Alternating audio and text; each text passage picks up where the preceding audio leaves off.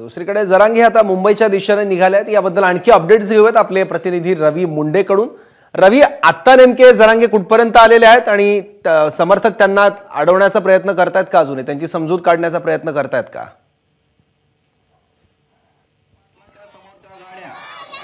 सौरभ, आंतरवली सराटीपासून साधारण 9 किलोमीटर अंतरावरती भांबेरी नावाचं गाव आहे आणि त्या ठिकाणी अशा प्रकारे महिला एकत्रित आलेल्या आहेत। मनोज जरांगे यांना अडवण्याचा प्रयत्न या ठिकाणी होईल। मोठ्या संख्येने हे गावकरी, हे पुरुष देखील त्या ठिकाणी आहेत, महिला देखील आहेत।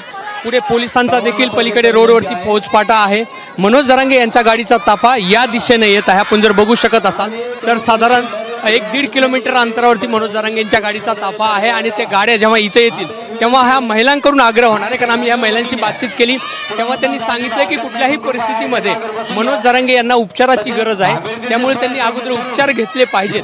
मुंबईला जाण्या अगोदर ते तब्येतीने चांगले असले पाहिजेत। त्यामुळे कुठेतरी संपूर्ण महिला किंवा हे गावकरी आहेत, भांबेरी गावचे ग्रामस्थ आहेत। खरं तर मनोज जरांगे यांनी जो 123 गावांचा लढा उभारला होता त्यापैकी हे एक गाव आहे आणि त्याच गावकऱ्यांचं म्हणणं आहे की सध्या तुर्तास मुंबईचा विचार आपण पुढे ढकलला पाहिजे। यावेळी सर्वात अगोदर आपण त्यांच्या उपचाराला प्राधान्य दिलं पाहिजे। हे सगळी गावकरी मंडळी आहेत, साखळी करून या ठिकाणी गोल वर्तुळाकार बसलेली आहेत। या दिशेने मनोज जरांगेंची गाडी येईल आणि ती या ठिकाणी थांबेल आणि त्यावेळेस ह्या संपूर्ण महिला त्यांना या ठिकाणी अडवण्याचा प्रयत्न करतील। सौरभ, काही महिला आपल्या बरोबर आहेत, ह्या सगळ्या आपण का जमलोत एकत्र?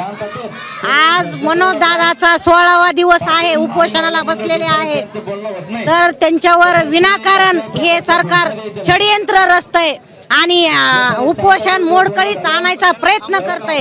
त्यासाठी भांबरी या गावाच्या सर्व महिला, मी बीडहून आलेली आहे, सर्व महिला इथं आलेल्या आहेत आणि त्यांना थांबवायचं आणि त्यांना तुम्ही उपचार घ्या आणि त्याच्यानंतर एक ताकदीने तुम्ही सर्वांनी मुंबईला चला। हे जर बघितलं की प्रातिनिधिक स्वरूपात मी एक कॉमेंट घेतली की ह्या सर्व महिलांचा तोच आग्रह आहे की सर्वात अगोदर त्यांनी उपचार घेतले पाहिजेत आणि मग मुंबईचा आपण प्लॅन आखला पाहिजे। सौरभ, बरोबर। आता यावर जरांगे नेमकी आपली भूमिका बदलतात काय बघावं लागेल। रवी, धन्यवाद या सगळ्या माहितीबद्दल। एबीपी माझा, उघडा डोळे बघा नीट।